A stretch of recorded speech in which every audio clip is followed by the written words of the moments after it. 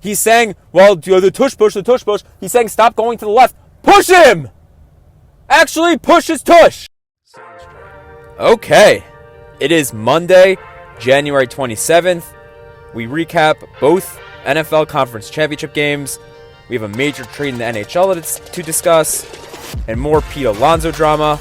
This is the Early Game Podcast. Listen to the show in the mornings on your commute, whenever and wherever, so you can be a part of today's sports conversations. Let's go. Okay, so I know everyone's looking forward to my recap of Chiefs-Bills, but we're going to start with Eagles-Commanders first. And off the bat, I'm getting ready for this game. I'm watching the pregame. They had Brady, Gronk, and Edelman on pregame. I think it's time to move on.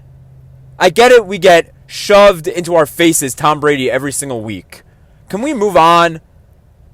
That team has not been together, the three of them, for too long for me to have to suffer through watching the three of them on a pregame show. I don't care. I hope the ratings were good. I don't really care. I get it. It does numbers. I really just couldn't care less. And the game itself, when it comes to the actual game, this game was essentially over before it even started. These two teams, when you were watching them, were in two leagues of their own. Look, it was a nice run for the Commanders all year. They have so much to hang their hat on. And, frankly, they'll be in the playoffs. They will be in the conversation or in the playoffs every single year. They got it right with Adam Peters, with Dan Quinn, with Jane Daniels. But as I said last week, this game was going to be all about Saquon Barkley. He had 15 carries, 118 yards, and 3 rushing touchdowns. So that means total this season against the Commanders, he had 7 touchdowns. 7. He had 2 in the first game, 2 in the second game, 3 in the third game. The Eagles had the way to beat the Commanders. They showed it the first 2 times they played each other. All they did was implemented that way again. They didn't have to get cute. They didn't have to get creative. They said, we used Saquon Barkley the first 2 times we played to beat them. We are going to run it back. We have an MVP candidate. We will run it back with him. It's not going to be so difficult. And kudos to them. They didn't try to outdo themselves. They didn't try to make it cute. They didn't try to make it too creative. They said, we have Saquon. Let's just run it back with him. And this is what I spoke about last week. The Commanders needed to find some sort of solution to Saquon Barkley. And the Eagles' first play of the game, their first offensive play, was a simple little pitch to Saquon. And he made defenders miss, and he took it all the way to the house. And that personified the season for the Commanders. It really did. Because as great as they were, there was this one player they could not stop, they couldn't find a solution for. And on the first time that they needed to figure out a way to stop him when it counted most, they were unable to. And ultimately, the Commanders just couldn't find a way to stop this offense. The Eagles ended up winning the game 55-23. I said the Commanders would cover, and I was absolutely wrong. We started out this season for the Commanders worried about the defense, especially the secondary. And that is what showed yesterday in the NFC Championship game. Once Saquon ran the ball, which was the first play of the game, that game was over. Once he was able to run at will, that game was over. And that's what I mean by that play personified the game and personified the season. Because once they decided they were going to go to Saquon on the first play, it was over. And you know it's bad when Kenny Pickett, the backup quarterback for the Eagles, the Steelers' leftovers, you know it's bad when he saw playing time for the Eagles. And so now the Eagles head to their second Super Bowl in 3 years. And obviously it helps to have an MVP candidate now as opposed to 2 years ago. This team, by the way, is pretty much the same from that team 2 years ago. Jalen Hurts, A.J. Brown, Devontae Smith. The difference is they added an MVP to their backfield. It hasn't really changed much on defense either. That's what makes this team so scary. And we'll get to the Chiefs in a second, who they're going to play in the Super Bowl. But what makes this team scary is 2 seasons ago, they went to the Super Bowl with essentially the same roster, minus their MVP candidate. And so now, I think about Nick Sirianni. And we go back and forth a lot about Nick Sirianni. When they're playing, it's what have you done for me lately with him? When they're playing badly, Eagles fans are calling for his head. And when they're playing well, they love him. But ultimately, what a great job he has done with what he has had. His first year as head coach was Jalen Hurts' first full year. He played a couple games the season before in 2020. But 2021 was their first full year together. And he's made the playoffs all 4 years. 2 of those years now, he's made the Super Bowl. And frankly, Nick Sirianni has earned himself much more respect than we give him. Even if he loses the Super Bowl. It's not like he had Tom Brady or Peyton Manning walk in there, or Aaron Rodgers walk in there and take his teams on these runs. It's not like Jalen Hurts was a can't-miss quarterback out of college. It's not like Jalen Hurts even plays at an MVP caliber every single season. No. Nick Sirianni does this with a very good roster, but not a roster that anybody could take on a Super Bowl run.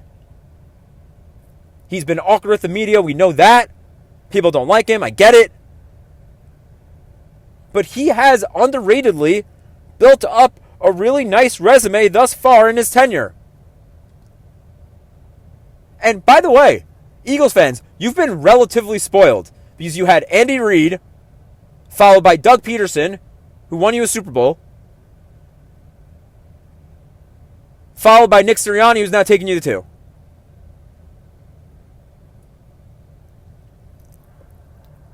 So look, I know Nick Sirianni gets a ton of garbage, but he has now led this team to a Super Bowl 50% of the time he's been in Philadelphia. And now if he wins the Super Bowl, it's a whole other story. And by the way, I think they have a great shot. We'll talk about that 2 weeks from now, less than 2 weeks. But I think they have a really nice shot. Okay, let's move on. This is what everybody wants to hear me talk about. Right after that game ended, we had the AFC Championship game. And full disclosure, I was obviously rooting heavily for the Bills. And I genuinely thought they would win this game. I joke that it stinks. We get great games every time these two teams play, but at the expense of me sweating bullets. And let me tell you, I was drenched after this game. It was disgusting. And this game certainly did not disappoint. Josh Allen looked shaky early on. They went 3 and out on their first drive. The Chiefs then marched down the field on their first drive and scored. Then the Bills scored 10 straight to go up 10-7. And that was just a constant back and forth. And look, the Bills had a tough time keeping up with Patrick Mahomes, especially when Christian Benford got hurt and Ka'ir Elam came in to replace him. And this is not the last time I will mention Ka'ir Elam on this podcast.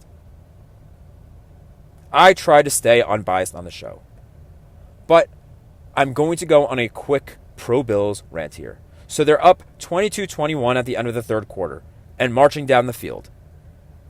And it's 4th and inches at the Chiefs' 41-yard line. Bills call a tush push, which is not really a tush push, by the way. It's more just a quarterback sneak. And it's close. One ref said Josh Allen got over. The other ref said he did not. And frankly, when you look at that replay, his body is over the line, and the ball is in his body. He has the ball in his hands. What I don't understand is why is the ref who said he didn't cross the line correct, but the other ref who said he did, well, oh, he's magically incorrect. No, he did cross the line. It was a close play, I get it. Genuinely, on replay, it looked like he got over the line. And the issue is, when you're just going to go at the ref who said he did it, it has to be clear and convincing evidence on replay to overturn it. Oh my God, that bothered me to no end, because we get this narrative that Mahomes gets whatever he wants. The Chiefs get the calls that they want, and I know that that's not true. I know that's just in our heads. But it feeds the fire. When you get a play like that, that's so ridiculously, they so quickly decide they're going to go with the line judge that said he didn't get over. And then the play needed to be clear. And had he said, look, it was going to be with whatever ref they went with was going to be the call, because either way it was going to be too non-convincing to call it the other way. So had it been reversed, right? Had they said that he did get the first down on that play, they would not have been able to overturn it either. There was not clear evidence that he didn't get over. So the thing, again, what I don't understand is, why are they going with the ref so quickly? Why are they going with the ref who said it didn't go over? And by the way, the ref that said it was over, he was like a whole foot in front of the line. Man, that bugged me out. And Dave Portnoy had a great point on that. I just want to, I'll criticize the Bills for a second here. What is that play? That's not even a tush push. That is a quarterback sneak. Dave Portnoy pointed it out last night. That's a QB sneak. That's not the tush push. The tush push is you get two backs behind him, you get Ty Johnson behind him, and they push him. It works 100 out of 100 times. So why all night are they trying this QB sneak, trying to push Josh Allen left? Tony Romo everyone was giving Tony Romo garbage last night. He's saying, well, the tush push. He's saying, stop going to the left. Push him! Actually, push his tush. Man. The whole night they're talking about how the Bills are the second to best at the Eagles at executing the tush push. They weren't even doing the tush push. And so it's a turnover on downs. And frankly, at the time, even though the Bills end up making it close again, it felt like that was the game. Because the Bills were marching. They could have made it a 2-score game had they gone for 2, even though they were having no luck with 2-point conversions all night. And so it's a turnover on downs. The Chiefs march right back down the field, and they score. They convert the 2-point conversion. They go up by a touchdown. And again, it just kind of felt like, man, it's going to be really tough to get back to overcome this game. And so that wasn't it, though. It was not it. The Bills go marching down the field themselves, and they score a touchdown. And there's 6 minutes left in this game. I'm thinking Mahomes is going to run it down, run out the clock, and that was it. And they ran it, and they marched down the field again. Then all hope was not lost, because on 1st and goal, they sack Mahomes. They sack him for 7 yards. And ultimately, the Chiefs are unable to score a touchdown, and they go up by 3.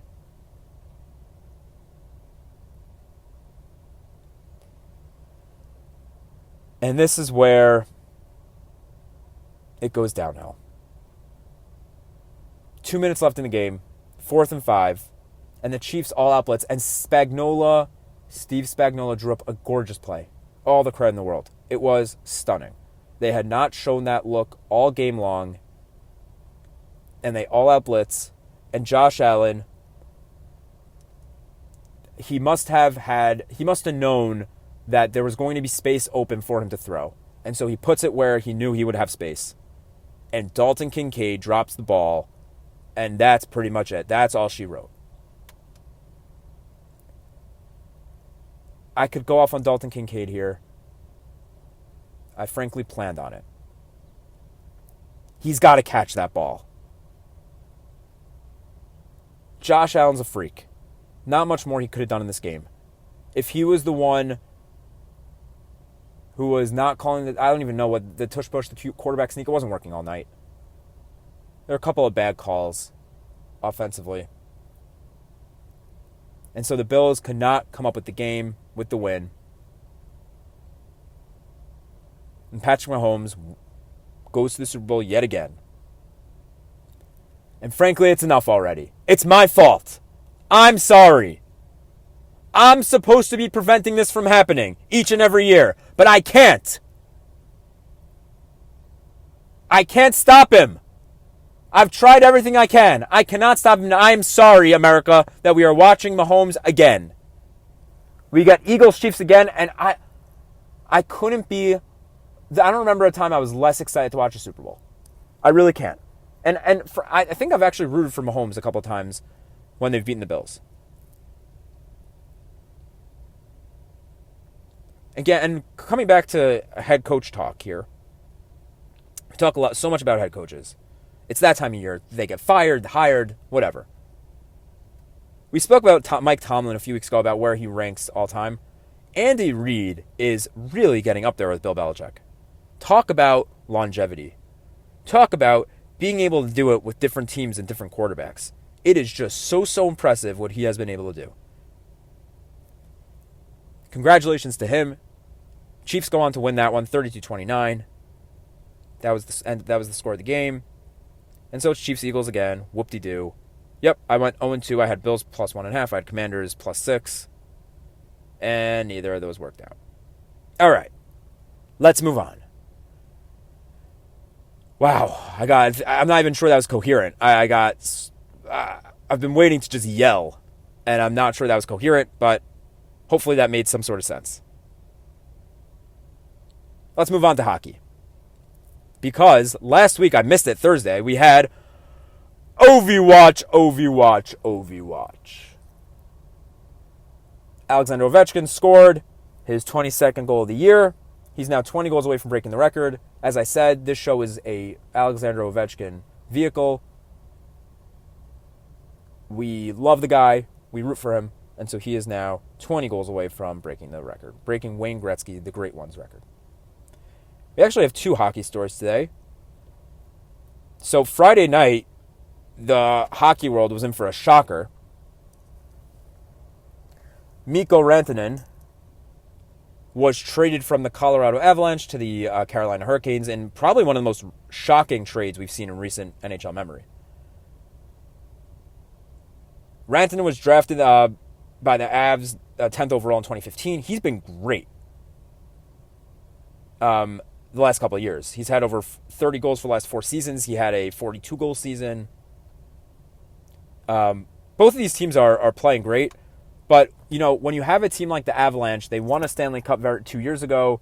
So they're not, you want to keep your franchise players around. I get it. But they're looking at this from smart business decision. They'll get assets back. They couldn't come to some sort of agreement with Rantanen. And so now the Hurricanes are absolutely stacked beyond belief.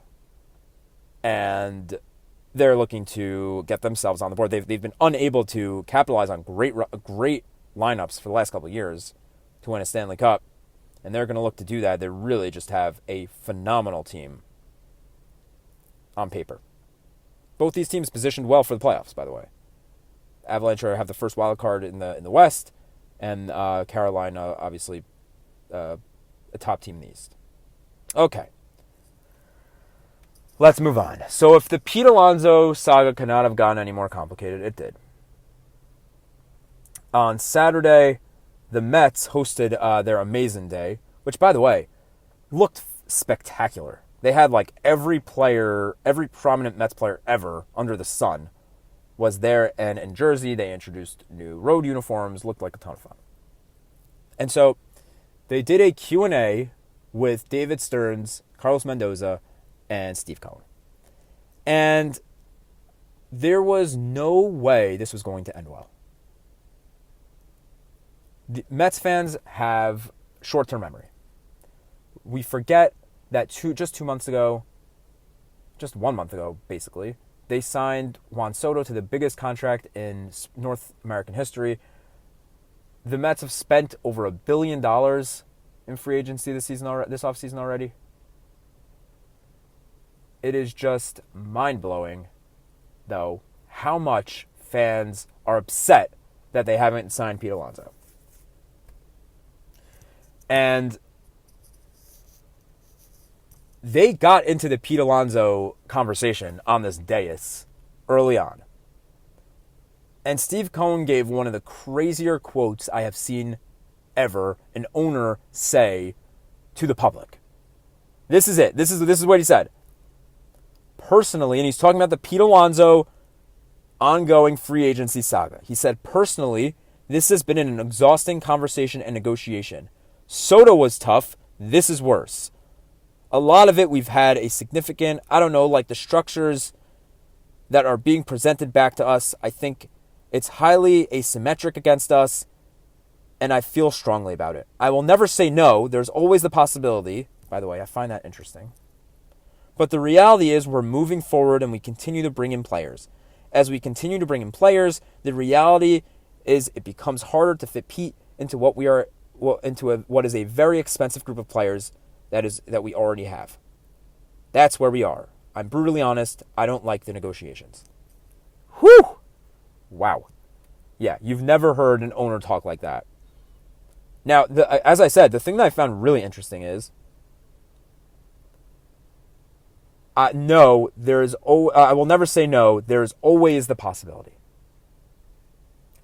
And so, as much as I think Steve Cohen is trying to move on and trying to tell David Stearns to do what he needs to do, sign the players he needs to sign, I think those words speak volumes. The Mets will always be in on Pete Alonso. I've said this since November. I have a tweet saying that they will never be out on Pete Alonso. And to me, the message here is simple. We're not going to be used. We're not going to give terms so much greater than anything anybody else is willing to pay. Scott Boras, though, felt a need to respond to Steve Cohen. Will Salmon of The Athletic, shortly after this quote was said by Steve Cohen, Scott Boras responded, and he said, Pete's free agent contract structure requests are identical to the standards and practices of other clubs who have signed similarly situated qualifying offer all-star level players. Nothing different, just established fairness standards. And so this saga continues. It continues to be high drama and high quality drama. Now, here's a little thing that I have heard recently through the grapevines. I have heard, personally, that Pete is not happy at the moment with what is unfolding. I have heard Scott Boras was deep into negotiations with the Blue Jays, but that Pete ultimately nixed the deal. He has said to Scott Boras he wants to return to New York. That's what I'm hearing. He doesn't want to play for the Blue Jays. And he's starting to get upset that it has not been working out with the Mets. Clearly, this is some sort of Scott Boras stunt. I'm curious if Pete, at the moment, what adds up to me is that Pete is starting to regret hiring Scott Boras. Had he not hired Scott Boras, he'd be a New York Met already. And the question is, who is going to give in? No one right now is willing to give an inch between Scott Boras and Steve Cohen. And seemingly, that's not going to end anytime soon. I just wonder if either of these guys are going to blink. He doesn't want to be a Blue Jay. I don't think he really wants to be anywhere else. So we're going to see what's in store for Pete. And finally, last night, amidst all the NFL news, we got word that Ryan Presley was in fact traded, or the Cubs and the Astros did in fact have a deal in place for Ryan Presley.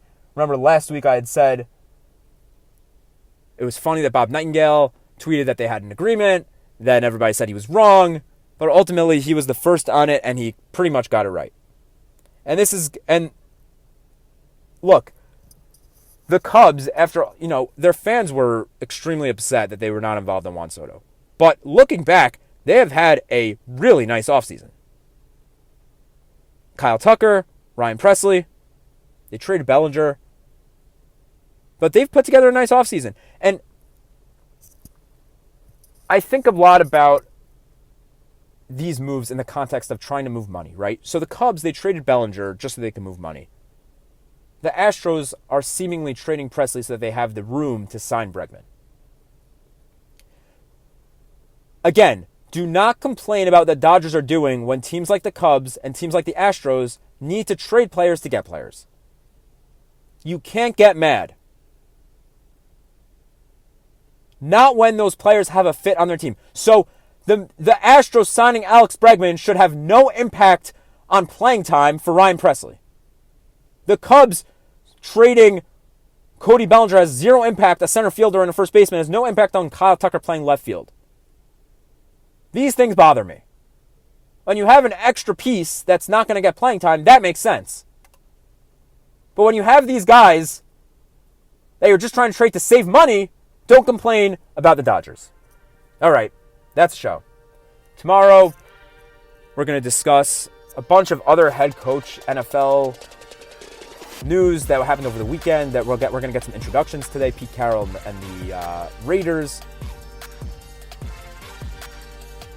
The Jets have a new GM. We'll discuss all that tomorrow. This is the Early Game Podcast. Make sure you're following on Spotify. Like, comment, subscribe on YouTube. Have a fantastic day.